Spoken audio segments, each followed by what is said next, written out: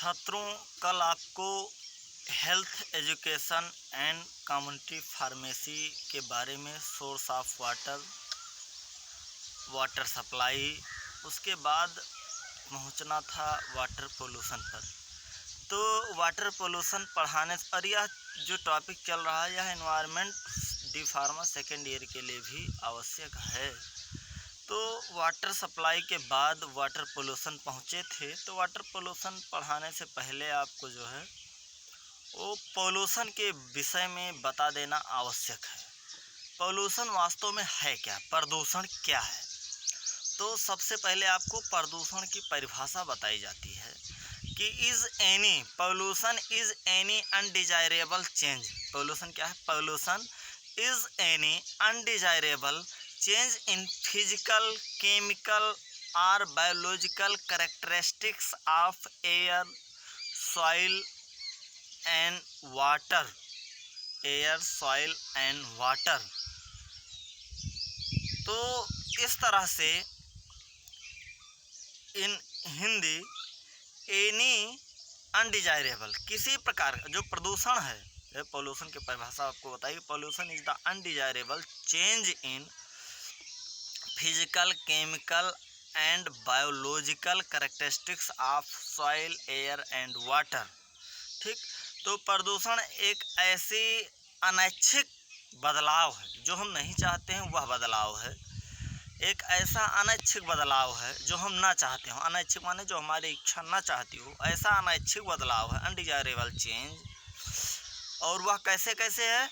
वह केमिकल, उस पदार्थ के केमिकल में बदलाव, उस पदार्थ के जैविकीय स्थिति में बदलाव, उस पदार्थ के फिजिकल अर्थात शारीरिक स्थिति में बदलाव को हम प्रदूषण कहते हैं। किस जो पदार्थ हम उपयोग में लाते हैं। अब जैसे 3 प्रकार के पदार्थ हैं, मिट्टी, हवा और पानी। प्रमुख रूप से तीनों का उपयोग हमारे द्वारा किया जाता है और तीनों में अनैच्छिक बदलाव उसके फिजिकल, जिसको शारीरिक कहते हैं, केमिकल जिसको रासायनिक कहते हैं, और बायोलॉजिकल जिसको जैविक स्थिति में बदलाव से है। अनैच्छिक, अब जैसे एयर में, हवा में अधिकतम संख्या में ऑक्सीजन जो 21% है वह अनिवार्य है। 0.03% कार्बन डाइऑक्साइड, वह भी ठीक है। अब कार्बन डाइऑक्साइड हम चाहते हैं कि इससे ज़्यादा ना बढ़े, या हमारे वैज्ञानिक चाहते हैं इससे ज़्यादा ना बढ़े, जिनको इसके बारे में नॉलेज है। और यदि इससे ज़्यादा बढ़ता है तो हमको harmful effect on my body, on my hearts, on my lungs, मेरे बॉडी पर के इंटरनल एनाटॉमीज पर उसका हार्मफुल इफेक्ट, उसके बैड इफ़ेक्ट्स देखे जाते हैं, जिसके बैड परिणाम हो सकते हैं, रिजल्ट्स मिलते हैं हमको। वो बदलाव उसमें ना होने। जैसे वाटर में हमको प्योरीफिकेशन ऑफ वाटर भी है, कल आपको बताया गया था। प्योरीफिकेशन ऑफ वाटर आरओ के जरिए होता है मैक्सिमम चांसेस में, या उसके भी एक परमानेंट प्योरीफिकेशन होते हैं, एक टेम्परेरी। परमानेंट जो प्योरीफिकेशन होते हैं वाटर में, उसको गर्म करके और उसमें कुछ इम्प्योरिटीज़ को निकाल दिया जाता है गर्म करने के फलस्वरूप। तो उसको हम temporary purification of water, permanent उसको टेम्परेरी कहेंगे। और परमानेंट प्योरीफिकेशन ऑफ वाटर में आएगा उसमें क्लोरीन को डाल देना, और वह क्लोरीन अन्य तत्वों के साथ बांड करके, या जैसे भी है वह एक प्रकार का इंसेक्टिसाइड या जो भी इस तरह के केमिकलों को डिस्ट्रॉय करने का कार्य करता है, क्लोरीन को डाल देना। या फिर जो है जो प्योरीफिकेशन रिवर्स ऑस्मोसिस की प्रक्रिया है, आरओ जिसको हम कहते हैं, उसके द्वारा स्वच्छ करना। तो क्यों इसकी आवश्यकता क्यों पड़ी? क्योंकि यह जब कोई सब्सटेंस जो पदार्थ है वह गंदा है, पोल्यूटेड है, बाय द पोल्यूटेंट के द्वारा पोल्यूटेड किया गया, तब हमको उस पदार्थ को प्योरीफाई करने की आवश्यकता पड़ती है। इसी तरह सॉइल में भी excessive amount of fertilization given by the farmer के द्वारा जो अधिक मात्रा में फर्टिलाइजर दिया जाता है, सॉइल को विषैली कर दिया जाता है, क्योंकि उनको इसके बारे में अधिक जानकारी नहीं है।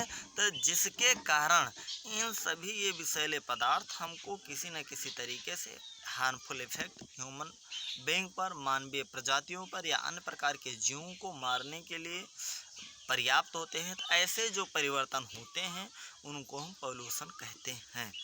अब जो पोल्यूशन होता है pollution, the government of India has passed the Environment Protection Act 1986 to protect and improve the quality of our environment, air, water and soil.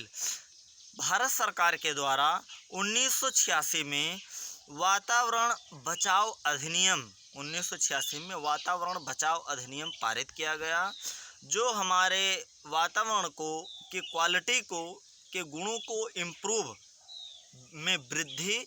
अब उसके वातावरण के गुणों में वातावरण का तात्पर्य पानी, हवा और जल, पानी, हवा और मिट्टी से के गुणों में इम्प्रूव करने की प्रक्रिया को हम कहते हैं। इस तरह से इसको हम पोल्यूशन, प्रदूषण। अब प्रदूषण वाटर, विशेषतया वाटर पोल्यूशन की बात होनी थी, लेकिन हर प्रकार के पोल्यूशन को आपको, अब जहाँ वाटर पोल्यूशन कहा जा रहा है वहाँ आप जो परिभाषा देंगे वाटर पोल्यूशन में, any undesirable change in physical, chemical और biological characteristics of water, this is known as the water pollution. हो गया वाटर पोल्यूशन। पोल्यूशन की परिभाषा आपको पता है तो वाटर पोल्यूशन भी हो गया।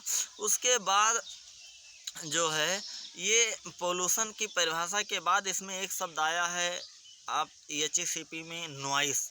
अब उसमें नहीं लिखा कि नॉइस पोल्यूशन भी बताना है, लेकिन अब चूंकि नॉइस है तो आपको बता दिया जा रहा है कि नॉइस को कई बार हम बता भी चुके हैं कि नॉइस भी एक प्रकार के जो है वो एयर पोल्यूशन में आता है। अनडिजायरेबल जो नॉइसेस होती हैं, जो अनैच्छिक नॉइस होती हैं, और अनडिजायरेबल अनैच्छिक नॉइस जो हमको हार्मफुल इफेक्ट हमारे जो है सेंसरी ऑर्गन जो है एयर को इफेक्ट करती हैं। In India air prevention and control of pollution act came into force in 1981 but was amendment in 1987। 1981 में भारत सरकार के द्वारा एयर पोल्यूशन एक्ट आया, उसमें यह शामिल किया गया था, और यह शामिल करने के लिए 1987 में बदलाव, 1981 के एयर हवा प्रदूषण अधिनियम में बदलाव, 1981 के हवा प्रदूषण अधिनियम में बदलाव करके, अमेंडमेंट करके 1987 में जो आवाज़ है, जो ध्वनि है, ध्वनि को भी, अनैच्छिक ध्वनियों को भी 1987 में इस अधिनियम में शामिल किया गया, और इसके जो हाई लेवल के साउंड हैं उसको बैन करने की प्रक्रिया को अपनाने के लिए फोर्सली उस पर जो है कठोर से कठोर कार्रवाई करने का आग्रह किया गया। अब जो वाटर प्रिवेंशन कंट्रोल एक्ट है, इसके पहले 1974 में भी एक बार आ चुका था, जिसमें यह बात कही गई थी गवर्नमेंट बॉडी से इस विषय में विस्तृत जो है कार्रवाई करने के इस अधिनियम में बात जो है कही गई थी, जिसमें बताया गया था कि जो वाटर इम्प्योरिटीज़ हैं, जैसे वाटर में जो है नदियों का जल बहुत अधिक गंदा हो रहा है, इनमें जो भी उद्योगों से निकलने वाले कचड़े हैं उन कचड़ों को डायरेक्ट ना डाल करके उनमें जो है प्लांटेशन किया जाए, ऐसे जो है लगाए जाएं प्लांट का यहाँ पर तात्पर्य है फैक्ट्री, और इससे जो लगाए जाते हैं वाटर को प्यूरिफाई करने के लिए, ऐसे पदार्थों से हमारा तात्पर्य है, और लगाए जाएं, और लगाने के बाद फलस्वरूप उनको स्वच्छ करके ही नदियों में डाला जाए। लेकिन समय रहते या सही समय से सही इंडस्ट्रियों के द्वारा नहीं किया गया। तो इसमें आता है जैसे पानी की क्वालिटी में जो जल है उसमें BOD और COD महती भूमिका निभाती है। अब आप सोचेंगे BOD और COD है क्या? यह वाटर पोल्यूशन के संदर्भ में है, biological oxygen demand and chemical oxygen demand. जब पानी के सड़ जाने के कारण ऑक्सीजन कम हो जाता है, उसको BOD कहते हैं, जिसको हम कहते हैं बायोलॉजिकल ऑक्सीजन डिमांड। बायोलॉजिकली जैविकीय रूप से पानी का जो ऑक्सीजन का डिमांड है वह कम हो जाता है, बढ़ जाता है, जिसको BOD के नाम से जानते हैं। BOD बढ़ने का तात्पर्य पानी गंदा, या COD बढ़ने का तात्पर्य पानी गंदा। COD का तात्पर्य केमिकल ऑक्सीजन डिमांड, वहाँ पर उपस्थित केमिकलों के द्वारा ऑक्सीजन का डिमांड बढ़ जाता है, इसका मतलब ऑक्सीजन पानी में घुलित ऑक्सीजन कम है। BOD का मतलब भी ऑक्सीजन में घुलित ऑक्सीजन कम है जल में, जिसके फलस्वरूप COD BOD भी किसी न किसी तरह से ये भी उत्तरदायी होते हैं। इस तरह से जो ये सब है, यह सब भी कहीं ना कहीं इस तरह से इसके लिए संक्षेप में उत्तरदायी हैं। उसके बाद जो ये सारे की सारी चीज़ें हैं, उसके बाद नेक्स्ट वीडियो में आपको फिर मिलेंगे। Thanks for watching video.